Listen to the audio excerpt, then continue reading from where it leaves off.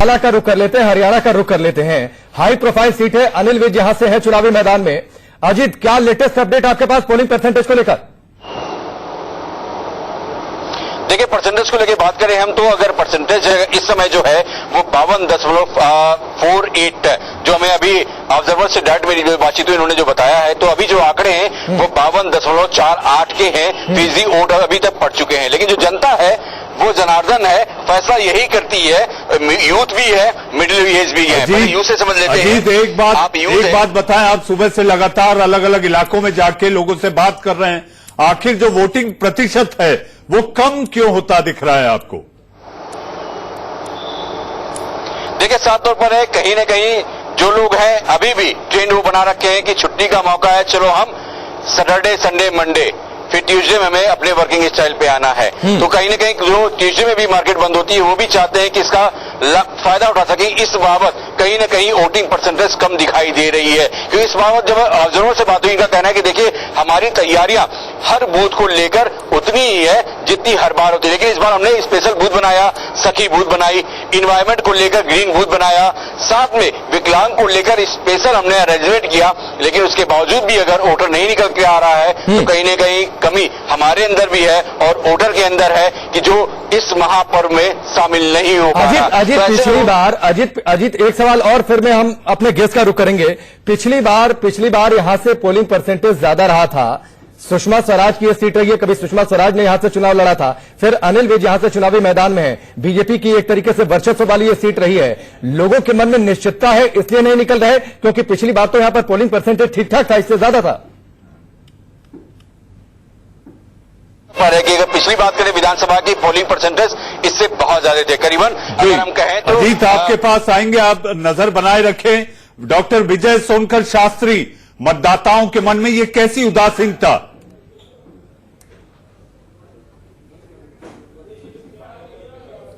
देखिए, अभी कुछ कहा नहीं जा सकता है। अभी इस संदर्भ में जो भी हम लोगों के पास रिपोर्ट है बस इतना है कि जहां तक हरियाणा है, हरियाणा में थोड़ा वोट परसेंटेज कम है, लेकिन मुंबई में, महाराष्ट्र में वोट परसेंटेज 60 से एबव जाएगा।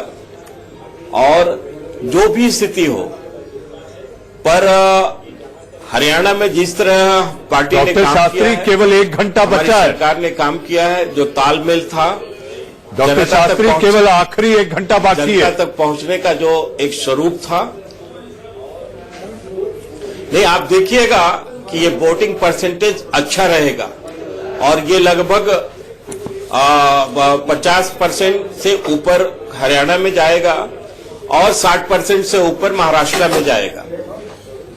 लेकिन तब भी क्या ये माना जाए कि आपके पक्ष में जाता है? मैं इस पर आपसे चर्चा करूंगा। दीपक झा, कभी दोनों राज्यों में कांग्रेस पार्टी नंबर 1 पार्टी हुआ करती थी, आज प्रासंगिक बने रहने का संघर्ष। बात ये नहीं है मनीष जी की प्रासंगिक बने हुए हैं, बात है समय समय की बात है, देश काल परिस्थिति, तो समय बदलती है तो व्यवस्था बदलती है। कांग्रेस ने महाराष्ट्र में 15 साल लगातार शासन किया, पिछले 5 सालों में भाजपा ने शासन किया, भाजपा और शिवसेना ने, तो जनता ने बदलाव चाहा था। और अब जैसा कि आप दिखा रहे हैं परसेंटेज कम हो रहे हैं, तो जनता का मूड कई बार आप लोगों ने दिखाया है कि क्या कहता है अगर वोटिंग परसेंटेज कम होती है तो। और भाजपा, चलिए दीपक झा, अभी आखिरी तस्वीर पोलिंग परसेंटेज को लेकर सामने आएगी, बहुत ज्यादा कुछ परिवर्तन नहीं होने वाला है, 2 से 3 या 4 बहुत होगा तो शायद इतना पोलिंग परसेंटेज में डिफरेंस आ जाए, फिर भी 10% का कम से कम अंतर रहेगा। आपका एनालिसिस क्या कहता है, कम क्यों? कम वही है कि जनता को एक्साइटमेंट नहीं लग पा रही है कि सरकार ने कुछ किया है, इसलिए किसको लेकर एक्साइटमेंट नहीं लग पा रही है? आप लोग वर्तमान सरकार को आप लोग एक्साइटमेंट क्रिएट नहीं कर पाए, आप सरकार की नाकामियों को जनता तक पहुंचा नहीं पाए। देखिए, जिन्होंने जो नया वोटर जुड़ा था और भाजपा को सीट जिताया था जिससे भाजपा की विजय हुई थी, वो वोटर जब देखा कि कुछ नहीं हो रहा है, यहां सिर्फ जुमलेबाजी हो रही है, अभी रविशंकर जी का बयान आया था मुंबई में जाके कि हमने कभी नहीं कहा कि हमने 2 करोड़ नौकरी देंगे, और इनका घोषणा पत्र ध्यान से सुनिएगा, कहता है कि 1 करोड़ लोगों को नौकरी देंगे। पहली बात, घोषणा पत्र पर चर्चा नहीं, घोषणा पत्र पर चर्चा नहीं, प्लीज घोषणा पत्र पर चर्चा नहीं। आपसे सीधा सा सवाल पोलिंग परसेंटेज को लेकर है, पोलिंग परसेंटेज पर मैं उसी बात पे आ रहा था राकेश जी कि जनता जब कहती है कि ये 2 तरह की बातें करने वाले नेताओं से हमारा विश्वास नहीं, दीपक, और ऐसे एक चीज बेसिक समझिए, एक चीज बेसिक समझिए दीपक, एक चीज बेसिक समझिए, फिर मैं पॉलिटिकल एनालिस्ट का विरोध करूंगा। शास्त्री जी, मैं आता हूं आपके पास, विजय सुनकर मैं आता हूं आपके पास। एक बात बेसिक समझिए, जब पोलिंग परसेंटेज हाई होता है तो सत्ता में बैठे लोग इस बात को लेकर चिंतित होते हैं कि क्या उन्हें हटाने के लिए वोट पड़ रहे हैं, तब एंटी इनकमेंसी की चर्चा होती है। पोलिंग परसेंटेज कभी कम होने पर सत्ता पक्ष में बैठे लोग चिंतित नहीं होते हैं। विपक्ष ने वो जिस एक्साइटेशन की आप बातचीत कर रहे हैं, जिस एक्साइटमेंट की आप बातचीत कर रहे हैं, विपक्ष वो क्रिएट नहीं कर पाया। जाहिर सी बात है, जो विपक्ष का वोट बैंक है वो बाहर नहीं निकला। विपक्ष की बिखराव इसकी बड़ी वजह।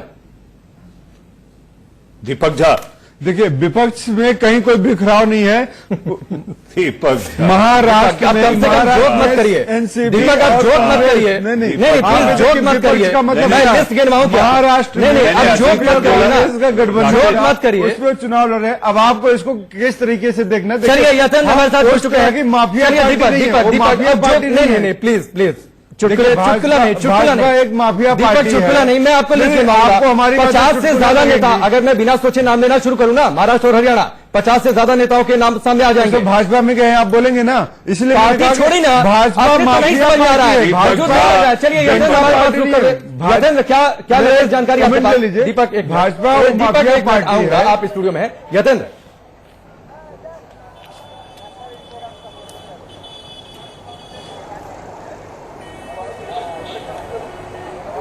यतेंद्र आवाज आ रही है आपको?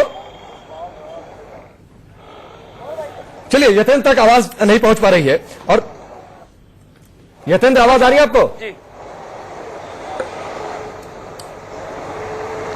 बिल्कुल, मुझे आपकी आवाज मिल रही है। आप अपना सवाल दोहराएंगे? यतेंद्र, क्या लेटेस्ट जानकारी पोलिंग परसेंटेज को लेकर?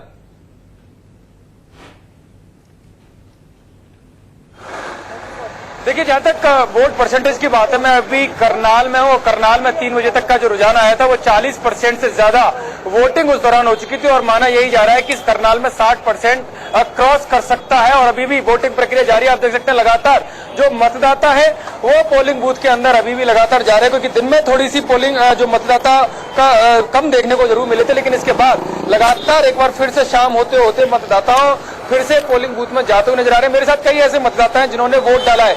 आप वोट डालकर आए, तो किस मुद्दे के आधार पर आपने वोट डाला? जाए, मैंने तो हरियाणा में भाई साहब पारदर्शिता की सरकार है हमारी, ये बहुत बढ़िया सरकार है। हम तो मनोहर लाल जी के लिए कहते हैं, उनको 100 में से 100 नंबर है। ऐसे ऐसे बच्चे लगे, ऐसे माड़ियों के बच्चे लग गए, गरीब घरों के बच्चे लग गए, ऐसी विधवा माएं जिनके बच्चे लग गए। तो ये पारदर्शिता बहुत जबरदस्त है। हमने उसके नाम पे और विकास के नाम पे हरियाणा में जो करनाल में हमने विकास देखा, करनाल जैसा विकास तो कहीं देखा ही नहीं हमने। क्या आपको लगता है कि सच में करनाल में विकास हुआ है, या कोई और मुद्दे आपके जेहन में रहे होंगे जब आपने वोट डाला? देखिए, जब पिछली बार हमने वोट डाला था, हमने वोट इसलिए डाला था कि पुरानी जो सरकारें थी वो यहाँ पर काम नहीं करती थी। आया पत्थर रखा, रखे चलती है।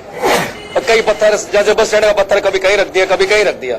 यहाँ पर आए मनोहर लाल जी ने अपना काम स्टार्ट किया, आते ही सारा काम बढ़िया, सड़कें बननी शुरू होगी, सीवरेज हो गए, नालियां होगी, जो अनऑथराइज्ड कॉलोनी थे उनको भी करना शुरू कर दिया, बस स्टैंड बाहर शिफ्ट किया।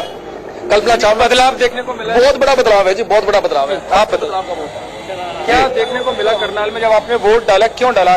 देखिए, सबसे पहले तो मैं ये बात कहूंगा कि सारे प्रदेश के अंदर बीजेपी की जबरदस्त लहर चल रही है। खासतौर पर जब हम हरियाणा में करनाल की बात करते हैं, तो यहाँ पे कम से कम सैकड़ों ऐसे प्रोजेक्ट्स हैं जो इससे पिछले इलेक्शन में अहम मुद्दा थे, और वो इन 5 सालों में जबरदस्त तरीके से पूरे करवा दिए गए हैं। वेस्टर्न बाईपास है, करणताल है, कर्ण पार्क है, बहुत चारों तरफ बहुत डेवलपमेंट हुई है और ट्रांसपेरेंसी जबरदस्त हुई है। ट्रांसपेरेंसी और डेवलपमेंट के नाम पर आप देख सकते हैं मनीष और राकेश कि जो 2 मुद्दे हैं यहाँ पर, ट्रांसपेरेंसी की बात जो हमेशा बिना पर्चे। ठीक है यतेंद्र, जो आपने जानकारी दी, करीब 60% मतदान अभी तक, जबकि दर्शकों को यह बता दें कि पिछली बार यानी 2014 के विधानसभा चुनाव में करनाल में 75.3% मतदान हुए थे और घरौंडा में सबसे अधिक 79.8% मतदान हुआ था।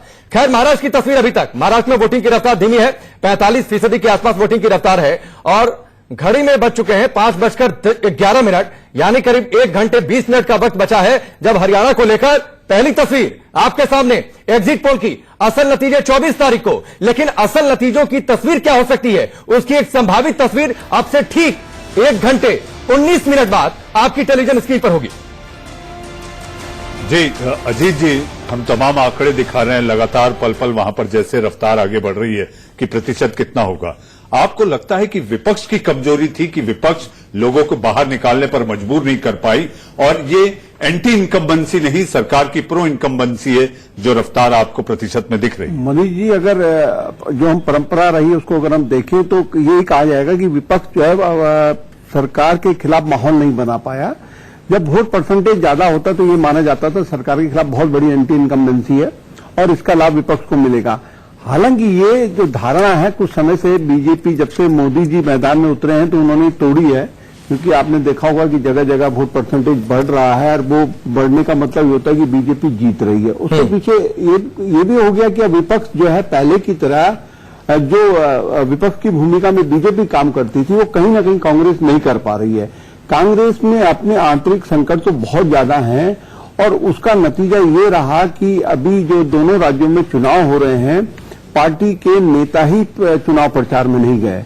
आप समझिए कि राहुल गांधी भी मैदान में उतरे तो अंतिम समय पे एक दो रैली उन्होंने नहीं, वो रैली भी सोनिया गांधी की होनी थी महेंद्रगढ़ में, हरियाणा के महेंद्रगढ़ में, वो आखिरी वक्त पर कैंसिल हुई और राहुल गांधी को भेजा गया। औपचारिकता निभाई, कहने का मतलब कि आप एक चुनाव हो रहा है राज्यों में, आप उसको गंभीरता से नहीं ले रहे हैं। ठीक है, सबसे ठीक है। चलिए मंडला जी, अभी 2 मेहमानों के पास हम नहीं गए हैं, एक वक्त ब्रेक का है, ये बताते हुए कि एग्जिट पोल देश के 2 बड़े राज्यों महाराष्ट्र और हरियाणा में आज चुनाव हो रहे हैं। अब से ठीक 1.25 घंटे बाद पहली तस्वीर आंकड़ों की, एग्जिट पोल की आपके सामने। फिलहाल वक्त एक ब्रेक का, बहुत जल्द मत जाइएगा। फिर आपका एक बार स्वागत है। हम लगातार चर्चा कर रहे हैं और ये चिंता का भी विषय है कि आखिर 2 बड़े राज्यों में क्यों ऐसी हालत है कि मतदाता उदासीन दिखाई दे रहा है और जो मत प्रतिशत है वो कम होता दिख रहा है। जी, इसी पर चर्चा जारी थी। हमारे साथ शिवम त्यागी, राकेश और अजय कुमार जी रह गए थे। बिल्कुल, और उसके साथ ही एक बार फिर से जानकारी दे दें, जो अब से थोड़ी देर पहले हमने जानकारी स्क्रीन पर फ्लैश भी की कि हरियाणा को लेकर एग्जिट पोल का पहला नतीजा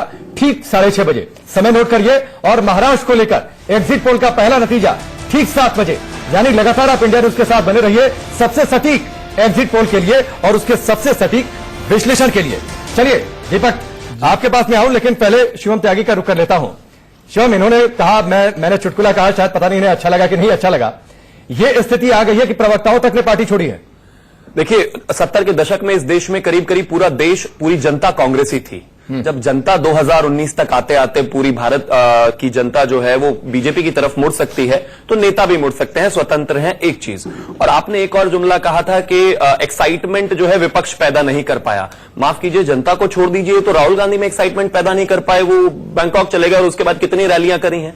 प्रासंगिक है, सबने 50-50 रैलियां करी हैं। ये तो बड़ी बात आपने कह दी। देखिए दीपक का जवाब ले ले मनीष जी, मुझे लगता है एक आपत्ति है। शिवम, आपके पास कोई प्रमाण है वो किस मुल्क में गए थे? बिल्कुल, एयरपोर्ट्स अथॉरिटीज ने जब तमाम जगह जाके फ्लैश, और दूसरी चीज, क्या करना, नहीं, मेरा एजेंडा सिर्फ इतना है कि इस देश की जनता चाहती है कि विपक्ष मजबूत हो।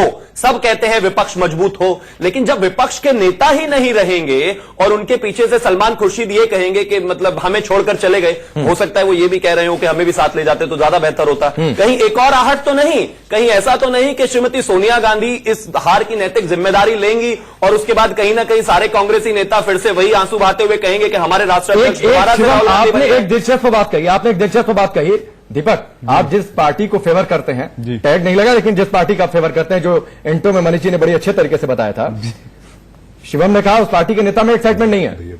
देखिए, कहने वाले कुछ भी कहें, इसका हमको जवाब देने की जरूरत नहीं, जनता इनको जवाब दे देगी। और देखिए, दूसरी बात क्या है, इनके पास झूठ का पिटारा है, बाकायदे तरीके से। 7 रैलियां आपके बराबर में जो बैठे हैं, आप लोग रैली करिए, इवेंट मैनेजमेट करिए, सेल्फी शिवम, दीपक, कुछ ही देर बाद एग्जिट पोल में साफ होगा कि किस राजनीतिक दल की है दिवाली क्योंकि और किसका निकला दिवाला। निश्चित तौर पर दीपक, एक सवाल उससे पहले जो बात मनीष जी ने कही, सबसे बड़ा सबसे सटीक एग्जिट पोल शाम को ठीक 6:30 बजे पहली तस्वीर। लगातार हम इसलिए बता रहे हैं 6:30 बजे, इसलिए क्योंकि चुनाव आयोग के नियम के मुताबिक शाम 6 बजे तक वोटिंग होनी है और वोटिंग खत्म होने के आधे घंटे बाद ही कोई आंकड़ा दिखाया जा सकता है एग्जिट पोल को लेकर। इसलिए आप लगातार बने रहिए। संभावित तस्वीर को लेकर लगातार हम चर्चा कर रहे हैं, ये जानकारी देते हुए कि शाम के 6:30 बजे पहली तस्वीर आंकड़ों की हरियाणा को लेकर और ठीक 7 बजे महाराष्ट्र को लेकर पहली तस्वीर।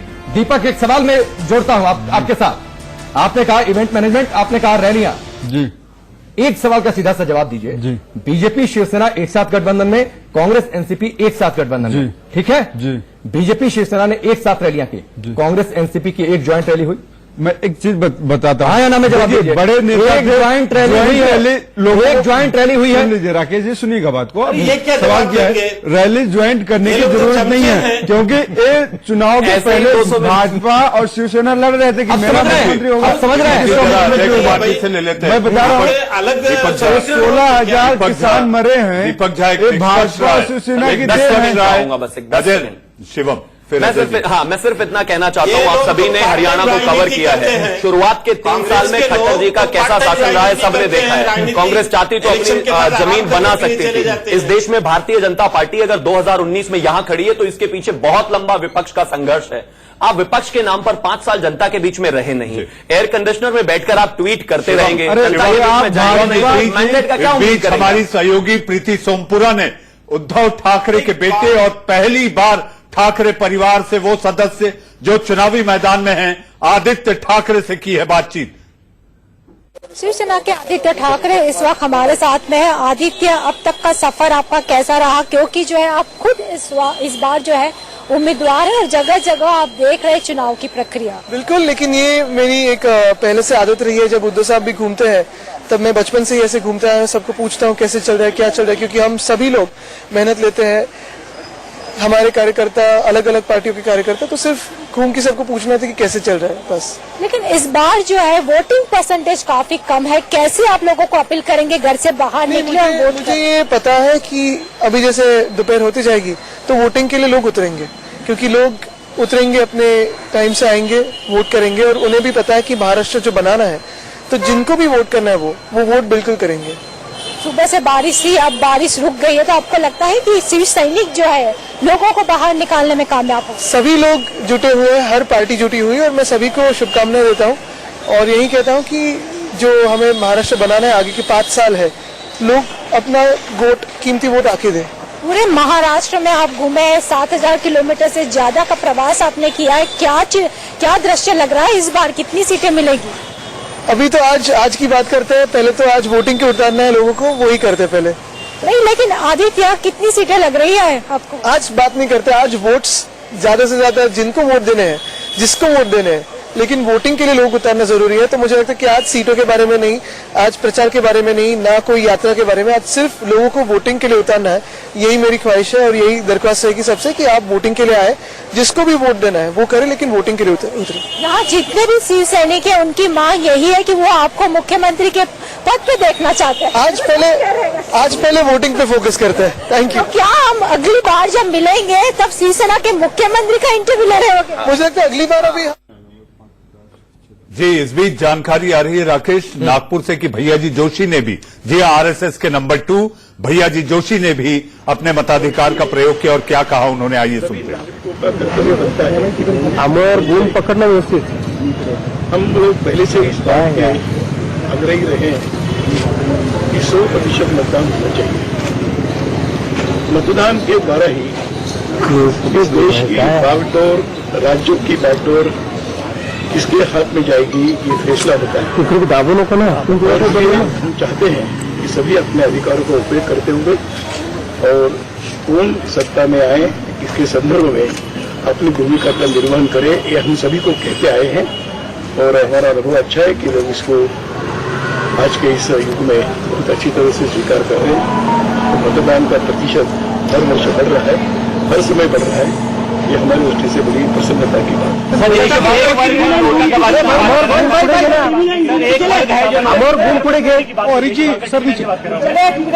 अरे भाई वन टू वन मत लो। कांग्रेस कह रही है कि क्या नाम है इसको गलत तरीके से कांग्रेस क्या कहे और बाकी लोग क्या कहे जी, इस पर हम विचार नहीं करते। हम चाहते हैं कि जो देश के लिए प्रेरणादायी व्यक्तिमत्व है उनका उचित सम्मान देश में होना चाहिए। सर, एक वर्ग है जो नोटा दबाने की बात कर रहा है, एक वर्ग है जो नोटा दबाने की बात कर रहा है, आह्वान कर रहा है कि नोटा दबाएं, तो ऐसे में आप क्या कहेंगे? देखिए, हमने बहुत पहले से कहा है कि नोटा ये अनुचित है।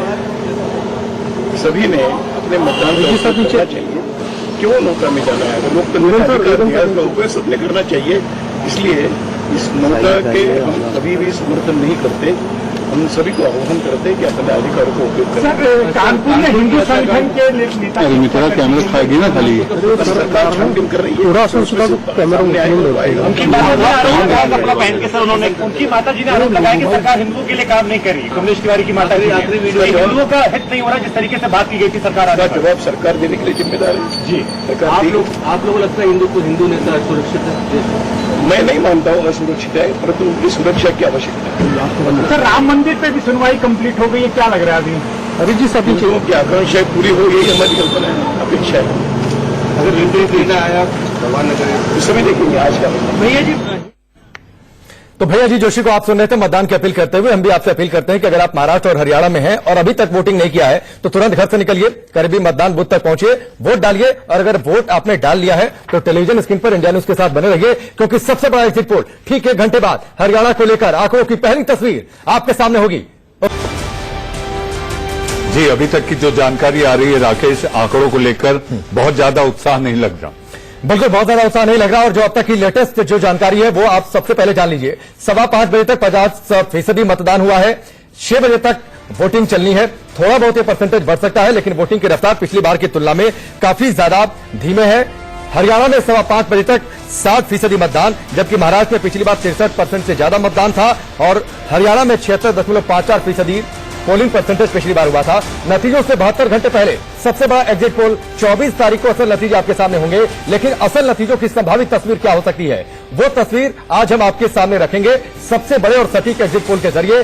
शाम 6:30 बजे, यानी ठीक 1 घंटे बाद, 1 घंटे से भी कम का वक्त बचा है। आंकड़ों की पहली तस्वीर हम आपके सामने टेलीविजन स्क्रीन पर रख देंगे और फिर उसके बाद स्क्रीन के दोनों हिस्सों में महाराष्ट्र और हरियाणा को लेकर जो आंकड़े 0-0 दिख रहे हैं, ये 0-0 नहीं रहेंगे। ये 0-0 नहीं रहेंगे। इन आंकड़ों को भर दिया जाएगा। क्या कुछ संभावित तस्वीर असल नतीजों की हो सकती है? जी अजय जी, जो प्रतिशत आपको दिखाई दे रहा है, ये प्रतिशत क्या दर्शाता है? क्या वजह है कि विपक्ष अपने घर परिवार को बचाने में भगदड़ जो हो रही थी उसको रोकने में लगा रहा और फिर वो दर्शक तक या उन लोगों तक नहीं पहुंच पाया जो उसका अपना मतदाता है? देखिए, मैं सर्वप्रथम तो इंडिया न्यूज की टीम को बधाई देना चाहूंगा कि आपने एक बहुत ही मौजूद सवाल उठाया है। बात यह नहीं है कि किसकी जीत होगी और चुनाव में किसकी हार होगी। सवाल सशक्त विपक्ष का है। एक तरफ इतिहास बनने को है, जहां पहली बार हरियाणा में बीजेपी की सरकार रिपीट करेगी और महाराष्ट्र में, तो ये एक ऐतिहासिक क्षण था और ये एक ऐतिहासिक अवसर था कांग्रेस के लिए कि 2019 के बाद ये पहला महत्वपूर्ण चुनाव था। आप जो शिकायतें कर रहे थे इकोनॉमिक स्लो डाउन को लेकर के, बेरोजगारी को लेकर के, तमाम मुद्दे जो उठा रहे थे, ये अवसर था कि आप जनता को अपने साथ इसमें थोड़ा सा मैं ऐड करूंगा, उस पर भी एक कमेंट अजय जी आपका। क्या विपक्ष संगठित होकर कोई आंदोलन तो खड़ा कर ही नहीं पाया, संगठित होकर चुनाव भी नहीं लड़ पाया? जो सवाल मैंने दीपक से किया था, एक भी रैली, ज्वाइंट रैली महाराष्ट्र में एनसीपी और कांग्रेस की एक साथ नहीं हुई। बिल्कुल आपका सवाल मौजूद है। मुझे तो लगता है देश की जनता यह संदेश देना चाह रही है, हम जिंदा रहें या हमारी जान जाए, हम जिंदा रहें या हमारी जान जाए, हम वोट उसी को देंगे जो हमारे काम आए। जी अजय जी आपके पास आते हैं। मतदान करने पहुंचे मुख्यमंत्री मनोहर लाल खट्टर से बात की इंडिया न्यूज संवाददाता ने। हमारे साथ वो शख्सियत मौजूद हैं जो कि 2014 में जिनके द्वारा जो है इतिहास हरियाणा विधानसभा में रचा गया था और इस बार यानी कि 2019 का जो रण है उन्हीं के चेहरे पर पूरे तमाम भारतीय जनता पार्टी के द्वारा प्रचार किया गया और ये चुनावी दौर जो है अब संपन्न हो चुका है और अब पाला जो है वो गेंद जो है वो जनता के हाथ में। ऐसे में जनता सशक्त लोकतंत्र की भागीदारिता में आज पूर्ण आहुति देने की तैयारी में मेरे साथ प्रदेश के मुखिया, प्रदेश के मुख्यमंत्री और करनाल विधानसभा क्षेत्र से उम्मीदवार मनोहर लाल खट्टर साहब मौजूद है। सर, वोट कास्ट करने जा रहे हैं, ये जो उत्साह है लोगों में, क्योंकि यहाँ पर कई वोटर्स भी हैं, क्या कहेंगे सर आज के दिन, क्या संदेश आप लोगों को दे रहे हैं? देखिए, बहुत अच्छा लग रहा है मुझे कि आज बहुत से वोटर्स जो चंडीगढ़ से चल करके या पंचकुला से चल करके हरियाणा में जहां जहां इनके वोट हैं इस ट्रेन के द्वारा जा रहे हैं और मैं भी उसी कड़ी में इस जनशताब्दी से करनाल में अपना वोट डालने के लिए जा रहा हूँ। लगभग 2 घंटे के बाद अपना वोट डालूंगा और लोकतंत्र का एक अच्छा प्रमाण है कि अच्छे से ज्यादा संख्या में लोग वोट डालें। पिछली बार जो है 76% था, मैं समझता हूँ इस बार लोगों में बड़ा उत्साह, इससे भी ज्यादा बढ़ करके वोटिंग होनी चाहिए। 2014 की ख्वाहिशों से लेकर 2019 की ख्वाहिशों तक का सफर सर, अब क्या तब्दीली उन ख्वाहिशों में? देखिए, ये निश्चित रूप से 2014 में चूंकि हमारी पहली बार सरकार बनी थी, बहुत से विषय हमको लोगों के यानी जनता की समस्याएं तो पता थी, उनकी आकांक्षाएं तो पता थी, लेकिन उनको ठीक करने के लिए हमारे पास अपना अनुभव प्रारंभिक साल भर में, जिसमें जनता ने भी हमको जो बहुत सिखाया, हमारे जो हमारे साथी कुलीग्स हैं उनको उन्होंने बहुत कुछ सिखाया और मैं तो कहता हूँ विपक्ष से भी हमको बहुत कुछ सीखे, ब्यूरोक्रेट से भी बहुत कुछ सीखे। जी, हमारे सहयोगी विपिन परमार हरियाणा के मुख्यमंत्री मनोहर लाल खट्टर से बात कर रहे थे। अजीत जी, एक सवाल मन में पैदा होता है, मेरे ख्याल से राकेश से भी मैं जिक्र कर रहा था, क्या जनता उकता गई है बैक टू बैक चुनाव और मतदान? क्या ये इस ओर इंगित करता है जो सरकार सोच रही है, 1 नेशन 1 इलेक्शन? हो सकता है, ये बिल्कुल संभव है क्योंकि लगातार चुनाव हो रहे हैं। अभी लोकसभा का चुनाव 6 महीने पहले हुआ, ये चुनाव खत्म होगा, फिर दिल्ली और झारखंड की प्रक्रिया शुरू हो जाएगी, फिर पश्चिम बंगाल, मतलब लगातार हर साल कोई ना कोई किसी न किसी राज्य में 1-1, 2-2 राज्यों में चुनाव हो रहे हैं। तो ये भी अपने आप में एक बड़ी सी अजीब सी स्थिति है देश की जनता के सामने कि वो अच्छा देखिए, मैं आपको बताऊं कि अभी चुनाव राजस्थान में तो आप देखिए लगातार वो सरकार वहां मुश्किल से 3.5 साल काम करती है, पूरे 1-1.5 साल चुनाव होते हैं वहां पे, लोकसभा, विधानसभा, फिर स्थानीय निकाय, नगर निगम, पंचायत, पूरा 1-1.25 साल मध्य प्रदेश, राजस्थान और छत्तीसगढ़ में चला जाता है। वहां पे जो सरकार है वो मुश्किल से 3.5 पौने 4 साल काम कर पाती है। तो ये दिक्कतें हैं और ये अगर एक देश एक चुनाव हो जाए जिसमें हो सकता है कि ठीक है, तो इसकी एक वजह ये भी हो सकती है कि शायद जनता को ये समझ में आ रहा है कि संभावित नतीजे क्या हो सकते हैं और विपक्ष का वोट बैंक है वो शायद बाहर नहीं निकल पा रहा वोट करने के लिए। मुझे लगता है कि शायद ये एक तस्वीर और भी हो सकती है। महाराष्ट्र में अभी तक का जो पोलिंग परसेंटेज है करीब 50% के आसपास, यानी समझिए कि आधी जनता घर से बाहर वोट डालने निकली ही नहीं। हरियाणा में 60% है, पिछली बार से 16% से कम। इस बीच महाराष्ट्र के मुख्यमंत्री देवेंद्र फडणवीस ने क्या कहा वो सुनिए, फिर चर्चा आगे बढ़ाते हैं। अभी मैंने मेरे परिवार के साथ वोटिंग किया है। लोकतंत्र का ये महोत्सव महाराष्ट्र की विधानसभा के निमित्त से हमको दिखाई पड़ रहा है और मेरी जनता से अपील है कि सभी लोग बढ़ चढ़कर मतदान में हिस्सा लें। मैं ऐसा मानता हूं कि लोकतंत्र में हम जिनको चुनते हैं उनसे अपेक्षाएं भी रखते हैं, हमारी आशाएं आकांक्षाएं भी उनसे जुड़ी होती है और सभी को ये अपेक्षाएं रखने का अधिकार है, लेकिन जो वोट करते हैं उनको ये अधिकार अधिक है। इसलिए मैं ऐसा मानता हूं कि सभी लोग लोकतंत्र में सहभागी हों और मतदान करें, यही मेरी सबसे अपील है। डॉक्टर विजय सोनकर शास्त्री, डॉक्टर शास्त्री, अब से केवल आधे घंटे बाद मतदान थम जाएगा। जी हां, लेकिन जैसा कि आपने अंदेशा जताया था कि ये प्रतिशत आगे बढ़ेगा, जो आंकड़े और रुझान दिख रहे हैं उससे नहीं लगता कि ये कम से कम पिछले प्रतिशत को भी छू पाएगा।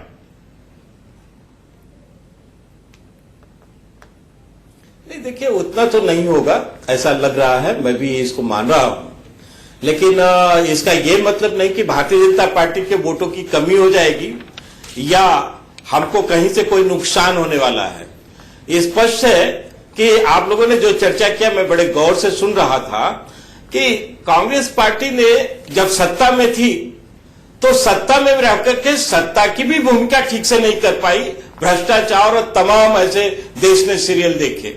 और जब कांग्रेस पार्टी अपने कुकर्मों से जब वो अपोजिशन विपक्ष के अरे भूमिका में शास्त्री आई, जी, तो आपके आप कर्म विपक्ष कितने की भी अच्छे भूमिका नहीं कर हैं। पाई। सिर्फ चुनाव जीतने के लिए आप कितने कांड करा देते हैं मेरे और कर्म अच्छे कहने में हैं। हमें तो हम शर्म लगातार आती है चुनाव उन जीत कांडों रहे की। हैं। सेना आप के शौर्य और पराक्रम पर प्रश्न चिन्ह नहीं उठेगा इस सेना सवाल। सेना की बात नहीं कर रहा हूं। नहीं, बात सुन लीजिए, सेना की बात नहीं है। अभी कल लखनऊ में एक कांड हो गया परसों, देख रहे हैं लखनऊ में चुनाव हो रहा है, यूपी में चुनाव हो रहा है, यूपी में चुनाव हो रहा है ना।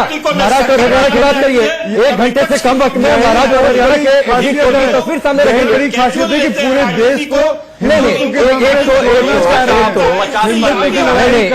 एक तो यूपी में चुनाव नहीं हो रहा है, पहली बात। एक तो यूपी में चुनाव नहीं हो रहा है। मैंने एक सवाल शुरू में आपसे पूछा था, मैंने एक सवाल आपसे शुरू में पूछा था कि कांग्रेस एनसीपी ने एक साथ एक ज्वाइंट रैली क्यों नहीं की?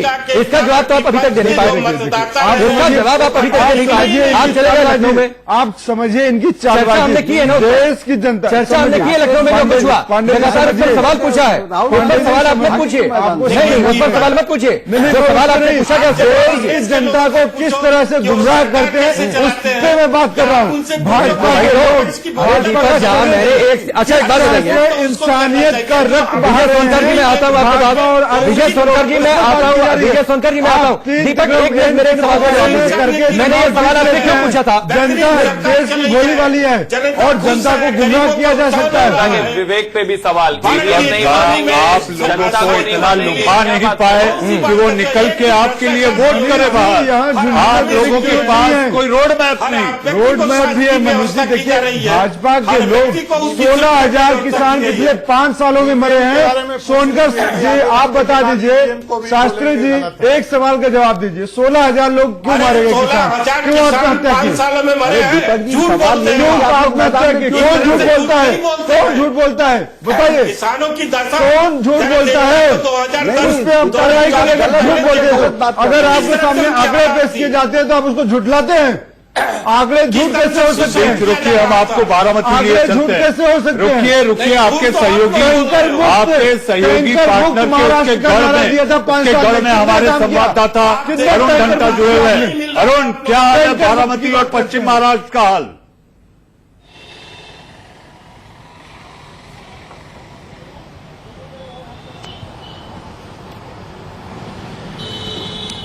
देखिए, इस समय अगर हम बात करें तो बहुत कम समय रह गया है कि अब वोटिंग क्लोज होने वाली है, और यहां पर जिस तरह का हमें पूरे दिन में एक रेजोनेंस मिला है लोगों में, वो यही है कि जिस तरह से यहां पर एनसीपी का एक गढ़ रहा है, उसी तरह से लगातार लोग यहां पर वही उम्मीद कर रहे हैं, क्योंकि जिस तरह का काम यहां पर हुआ है पिछले कई सालों में। आइए वोटर्स से सीधा ये जान लेते हैं कि वो क्या उम्मीद कर रहे हैं और किन लोगों, किन मुद्दों को देखकर वो वोट कर रहे हैं। आपसे जानना चाहूंगा, क्या इश्यूज है जिसको लेकर आप वोट कर रहे हैं? बेरोजगारी का सबसे बड़ा इशू है, इसके लिए हम लोग वोट कर रहे हैं।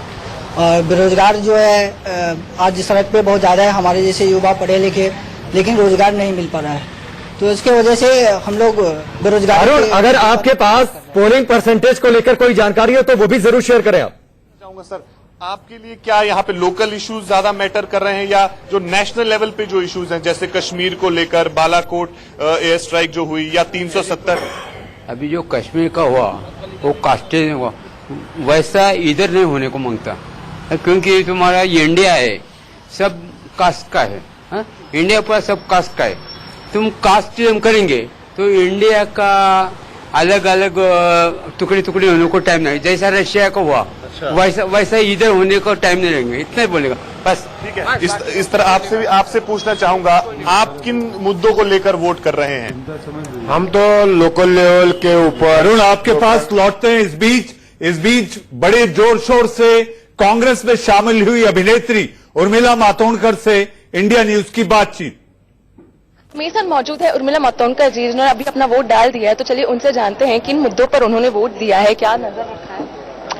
देखिए, मुद्दे तो महाराष्ट्र में बहुत ज्यादा है, बल्कि इस 2-3 बरस में बहुत ज्यादा से ज्यादा हो गए हैं। कहीं पे बाढ़ है, कहीं पे सूखा है, ये हुए इंटीरियर महाराष्ट्र के, अनएम्प्लॉयमेंट है, और मुंबई के तो मुद्दे तो अनगिनत है, यहाँ पे खड़ी होंगी तो शाम हो जाएगी। तो इन सारे मुद्दों को मद्देनजर रखते हुए महत्वपूर्ण बात यह है कि लोग बाहर निकले और बड़े पैमाने पर जो है अपना मतदान करें, क्योंकि लोकशाही में जब तक उनका साथ नहीं होगा तब तक कुछ भी नहीं हो सकता। तो अब तक देखा गया कि वोटिंग जो है वो बहुत कम हुई है, तो उसके बारे में क्या कहना चाहिए? हाँ, मैंने तो यही कहा है कि ज्यादातर मैंने सीनियर सिटीजन देखे हैं, विच इज ग्रेट, और मैं उनको बधाई देना चाहती हूँ कि सीनियर होके भी और चलने में दिक्कतें होते हुए भी बाहर निकले हैं। लेकिन मैं युवाओं से कहना चाहूंगी कि ये आपके भवितव्य का सवाल है, आपके कल का सवाल है। तो उसके लिए अगर आप समझते हैं कि आपके मन में विचार है, आप बदलाव देखना चाहते हैं, तो जिस भी व्यक्ति को और जिस भी पक्ष को आप सही समझते हैं, उनके लिए आपको बाहर निकल के मतदान करना बहुत जरूरी है। क्या विडंबना है, बनने गई थी नेता, लेकिन नेतागिरी ज्यादा लंबे वक्त तक सुहाई नहीं। दीपक बीच में कह रहे थे जब उर्मिला मातोंडकर की बाइट चल रही थी कि पार्टी उन्होंने भले छोड़ दी है कांग्रेस की, लेकिन विचारधारा नहीं छोड़ी। दीपक आपको बताऊं और उस पर कमेंट भी कर दीजिएगा, पार्टी छोड़ी विचारधारा भी छोड़ी, इसलिए कि जब इस चुनाव में पार्टी ने संपर्क किया कि आइए प्रचार ही कर दीजिए, कम से कम मना कर दिया। देखिए, व्यक्तिगत टीका टिप्पणी में उर्मिला मातोंडकर पे नहीं करूंगा। आपने बोला ना राजनीतिक विचारधारा, राजनीतिक विचारधारा से सहमत होती है और सब कुछ ठीक लगता तो चलिए ना पार्टी में सही, कम से कम प्रचार तो कर देते। ऐसा तो है नहीं कि एक्टर्स और एक्ट्रेसेस चुनाव प्रचार में पहुंचते नहीं है। देखिए, एक बड़ी साधारण सी बात है, रामायण की चौपाई है जो भाजपा वाले राम राम दिन भर रटते हैं, लेकिन उनको फॉलो कितना करते हैं? भय बिन होय न प्रीत। इस देश में भय का एक तांडव, एक भय का माहौल बनाया जा रहा है। आम आदमी, अभी एक कार्यकर्ता, एक साधारण आदमी ने बोला था भारत को टुकड़े टुकड़े होने में बहुत ज्यादा टाइम नहीं लगेगा अगर जाति पाति के ऊपर राजनीति करें। आज मनीष जी, आपने मुंबई कांग्रेस की गुटबाजी तरीके से बोल रहा है। एक मिनट नेता है विजय शंकर शास्त्री के साथ शहनवाज हुसैन भी है कांग्रेस के पास। ये देखिए, ये बड़ी गजब तस्वीर, दो प्रवक्ता आपस में एक दूसरे के साथ बैठे हुए। डॉक्टर शास्त्री, शाहनवाज जी को भी बिठा लीजिए, मजा आएगा। आइए बैठ जाइए, ये 1 मिनट में बैठा रहा हूं। जी उनको बिठा लीजिए। जी हाँ, जी हाँ, शाहनवाज जी स्वागत है आपका इंडिया न्यूज में। और मुझे लगता है मनीष जी कि ये भी टेलीविजन इतिहास में पहली बार हो रहा है कि एक पार्टी के दो बड़े प्रवक्ता एक साथ एक फ्रेम में। शाहनवाज जी आपका स्वागत, बिल्कुल ठीक राकेश, आपका स्वागत है। जरा 1-2 सवालों के जवाब भी दे दीजिए। इंडिया न्यूज पर पहली बार बीजेपी के 2 प्रवक्ता एक साथ, 2 ईयरफोन। और मुझे लगता है जिसका हम जिक्र कर रहे हैं, जब तक विजय सोनकर जी थोड़ा एक, हाँ ठीक बिल्कुल, 2 ईयरबड होते हैं, एक ईयरफोन। बहुत बहुत बधाई आपको, आप दोनों एक साथ आए। एक ईयरफोन में 2 ईयरबड होते हैं, एक ईयरबड विजय शंकर शास्त्री जी के पास, एक ईयरफोन शाहनवाज जी के पास। चलिए, आप दोनों का बहुत बहुत स्वागत है। शाहनवाज जी, पहली तस्वीर तो बता दीजिए, विपक्ष इतना हताश, वोटिंग परसेंटेज क्या जो गिरा हुआ है, इसको शो कर रहा है या फिर कोई और वजह?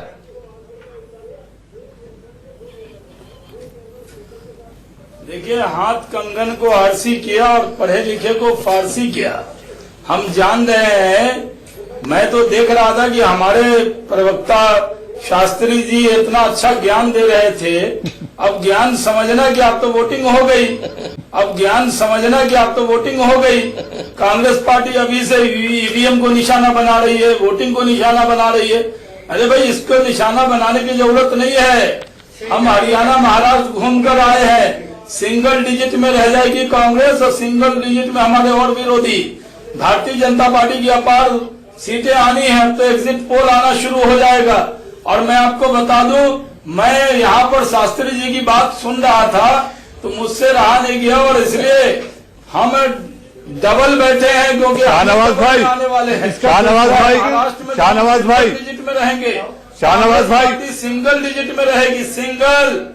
शाहनवाज भाई, मनीष अवस्थी बोल रहा हूँ। शास्त्री जी को डिफेंड करने के लिए शाहनवाज जी को आना पड़ा। देखिए क्या एक वजह बताइए, आखिर एक वजह बताइए कि वोटिंग परसेंटेज आपकी तमाम कामयाबी जिसे आप समझ सकते हो इस बात को, क्यों है? इस प्रेम को आप नहीं समझ सकते हो और आप फूट डालने की कोशिश मत करो।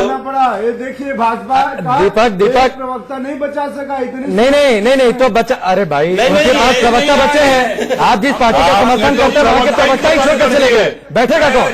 इस बात को तो समझिए, बैठेगा कौन? प्रवक्ता बच्चे तो बैठने के लिए हमको कांग्रेस पार्टी अभी आप समझ नहीं पा रहे हैं। आप जिस पार्टी को फेवर कर रहे हैं उस पार्टी अभी तक नहीं तय कर पा रही है कि टीवी डिबेट पर अपने प्रवक्ताओं को भेजे कि नहीं भेजे। प्रवक्ताओं तक ने पार्टी छोड़ दी, लोग भरोसा कैसे करें? देखिए, मुद्दा नहीं है कि प्रवक्ता आ रहे हैं नहीं आ रहे हैं, लेकिन जहां पे आ रहे हैं वह एक मुद्दे पे 2 प्रवक्ता, वहां ज्यादा प्रवक्ता है, समर्थक आ रहे हैं। वहां ज्यादा प्रवक्ता है, ज्यादा लोग हैं बात करने के सामने कोई टिक नहीं सकता। जल्दी शाहनवाज जी आते हैं आपके पास। अगर थोड़ा सा विवेक होता तो खुश होते। शाहनवाज जी को बुलाया है मनीष जी ने, शाहनवाज जी आए नहीं है। दीपक झा शिवम आप अपनी बात पूरी करें। शाहनवाज भाई से मेरे सवाल है। महफिल में रघुपति राघव गाता था, एक प्रेमचंद बच्चों को ईदगाह सुनाता था। जी पूछ लीजिए, पूछ लीजिए था, औरों को दिखते होंगे हम लोगों के मन में, तो हर शख्स के भीतर शास्त्री जी और शाहनवाज जी दिखाई दे। वाह बढ़िया बात है। शिवम, शाहनवाज भाई जो तस्वीर सामने आ रही है, आपको लगता है कि प्रतिशत उतना छू पाएगा जितना 2014 में था? वोट परसेंटेज देखिए, जो तस्वीर अभी आएगी, अभी तो मैंने पहले कहा ना कि जो मैं आज शास्त्री जी का डिबेट देख के इतना प्रभावित हुआ कि किसी के पास कोई जवाब नहीं है। तो इन्होंने, मैं तो इनको बधाई देने के लिए, मैं चैनल पर डिबेट में था, मैं बधाई देने के लिए आया। और हम लोगों के पास तो अभी जश्न का माहौल है, हम लोग तो अभी से तैयारी कर रहे हैं, क्योंकि भारत के इतिहास में पहली बार होगा कि महाराष्ट्र में और हरियाणा में कांग्रेस सिंगल डिजिट में जाएगी। मैं तो कहता हूं कहीं ऐसा न हो जाए कि दिल्ली का रिकॉर्ड खुद ही तोड़ ले। कांग्रेस ने जो दिल्ली में रिकॉर्ड बनाया था ना 0 का। शाहनवाज भाई डॉक्टर शास्त्री, शाहनवाज भाई डॉक्टर शास्त्री, ये जय और वीरू की जोड़ी दिख रही है जी। जय और वीरू की जोड़ी बैठी है इंडिया न्यूज पर बीजेपी की। हम लोग जय वीरू की दिल्ली में बैठा हुआ है तो फिर क्या करें? नहीं, हम दोनों लोग प्रवक्ता हैं अपनी पार्टी के। आपने सही जोड़ी बनाया मनीष जी। शास्त्री जी मेरे मित्र हैं, हम दोनों। अरे तो इतना, अरे दीपक झा, फिर मैं वही बोलूंगा तो आपको बुरा लगेगा। दोनों जय वीरू और गब्बर दोनों अलग अलग थे, विरोधी थे। हम लोग आप समझिए ना, तो दिल्ली में आप किसको संकेत दे रहे हैं? विपक्ष में से किसी को ना? नहीं, आप दिल्ली में क्या, दीपक झा दिल्ली में किसको संकेत दे रहे हैं? विपक्ष में से किसी को ना? हिंदू मुस्लिम और भारतीय जनता पार्टी की ताकत दोनों एक ही तस्वीर में दिखाई दे रही है दीपक झा, अगर आप गौर से देखें। शिवम, शाहनवाज भाई अपनी बात पूरी करें। आप पहले ये तय कर लें कि आप में जय कौन और वीरू कौन? नहीं, मैं देखिए, मैं तो डिबेट का एक नया अंदाज देखा है। आपने एक प्रवक्ता मांगा था, जैसे मोदी जी ने मांगा था 272 प्लस, जनता ने दिया 283। हमने पिछली बार कहा अब की बार 300 के पार, जनता ने दिया 303। आपने मांगा एक प्रवक्ता, हम बीजेपी ने दिया 2। पहली बार हम 2 प्रवक्ता एक साथ चैनल पर है। ये इंडिया न्यूज पर नहीं है, इंडिया न्यूज पर अपने आप में एक दिलचस्प तस्वीर। शाहनवाज भाई, इंडिया न्यूज पर अपने आप में ये दिलचस्प तस्वीर, एक पे एक फ्री। मैं एक बात कहना चाहूंगा मनीष जी, यहाँ मोदी जी का नारा था जी। हम लोग क्योंकि जनता, जब मोदी जी कहते हैं, मोदी जी जितना मांगते हैं जनता ज्यादा देती है। इंडिया में हमारा एक प्रवक्ता, हम आगे 2 प्रवक्ता, हम घूम क्या रहे हैं? देखिए शास्त्री जी को, और आप लोग तमाम दावे करते हैं और साबित कुछ नहीं कर पाते हैं। साबित करिए ना दीपक, या फिर आप शाहनवाज जी की बात खत्म हो गया, चुनाव खत्म हो गया। एक बात देखिए कि भारतीय जनता पार्टी अपार बहुमत से जीतने वाली है, इसमें कोई शक नहीं। शास्त्री जी आपको बहुत बहुत बधाई, मुझे भी दूसरे चैनल पे जाना है। शाहनवाज जी एक सवाल, शाहनवाज जी एक सवाल फिर चले जाइएगा। शाहनवाज जी एक सवाल का जवाब दे दीजिए, क्योंकि ये जोड़ी बड़ी अच्छी लग रही है और हम चाहते हैं कि थोड़ी देर और आप साथ रहिए। एक मिनट, भारतीय जनता पार्टी चुनाव को उत्सव के रूप में लेती है और हम लोग उसी उत्सव को बना रहे हैं। हमको पूरा पता है जी, ये लोकतंत्र का सबसे बड़ा उत्सव है डॉक्टर शास्त्री, और पहले से भी बेहतर स्थिति हम पा रहे हैं, इसलिए ये हमारे लिए उत्सव है। बिल्कुल बिल्कुल, दिवाली से पहले ये दोनों जिसका जिक्र शाहनवाज जी आप कर रहे थे, वो तो चलिए आपने दे दिया, हमने एक प्रवक्ता मांगा, आपने डबल प्रवक्ता बैठ गए। हम तो परिवार के रूप में पार्टी को लेते हैं। अब लगे हाथ ये भी हो जाए, क्योंकि शाहनवाज जी मुझे लगता है कि शायद आप उठने की जल्दी में है, तो ये जरूर बताते जाइए कि महाराष्ट्र और हरियाणा की तस्वीर क्या हो सकती है नतीजों की, और साथ ही जो पोलिंग परसेंटेज गिर रहा है या जो जीत दिखाई दे रही है, असल तस्वीर सामने आएगी तो विपक्ष का टकराव भी क्या इसकी वजह है? सिंगल डिजिट में रह जाएगी कांग्रेस एनसीपी, हरियाणा में भी सिंगल में हमारे विरोधी रह जाएंगे। कांग्रेस अपना रिकॉर्ड न तोड़ ले, क्योंकि जीरो का रिकॉर्ड उसी का है। हमारा रिकॉर्ड, मेरा पूरा मानना है कि हमारा जो रिकॉर्ड है वो ज्यादा का है। जितना हमने मांगा जनता ने दिया ज्यादा। जी, जैसा आज हमने एक व्यवस्था मांगा था, और भारतीय जनता पार्टी पूरी ताकत से कह सकती है कि भारतीय जनता पार्टी अपार बहुमत से सरकार बनाने जा रही है। देश के लोगों का विश्वास है और नरेंद्र मोदी जी पे आस्था है। खट्टर साहब ने और हमारे देवेंद्र फडणवीस ने काम किया है, उसी आधार पर हम चुनाव जीतेंगे और जनता की सेवा का मौका मिलेगा। कांग्रेस को जब सेवा का मौका मिला तो खुद की सेवा में लग गए। हमारे लोग जनता की सेवा के लिए आते हैं। हम लोगों को लगता है कि भारतीय जनता पार्टी के लोग अपना सब कुछ सर्वस्व निछावर करते हैं देश की जनता के लिए। इसलिए कोई कितनी चिंता कर ले, कांग्रेस पार्टी पहले भी प्रवक्ताओं को टीवी पे नहीं भेजती, लेकिन कल क्या होगा? कल तो उनके पास भागने का अच्छा मौका होगा, क्योंकि कल भी नहीं भेजेंगे और सिंगल डिजिट में रहेंगे। तो कल जब रिजल्ट आएगा, कल का मतलब यह है कि जब 24 तारीख को रिजल्ट आएगा तो आप देखेंगे भारतीय जनता पार्टी अपार बहुमत से चुनाव जीतेगी। जी, आप इंडिया न्यूज में शामिल हुए, आपको दीपावली की अग्रिम बधाई। बहुत बहुत धन्यवाद। तो चलिए, ये एक अलग तस्वीर आप देख रहे थे बीजेपी के प्रवक्ताओं की जोड़ी इंडिया न्यूज पर। ये बताते हुए ब्रेक लेंगे कि बहुत कम वक्त बचा है, करीब 35 से 40 मिनट का वक्त बचा है, जब एग्जिट पोल को लेकर हरियाणा की पहली तस्वीर आंकड़ों की आपके सामने। वक्त एक ब्रेक का, भोजन वापस लौटते हैं।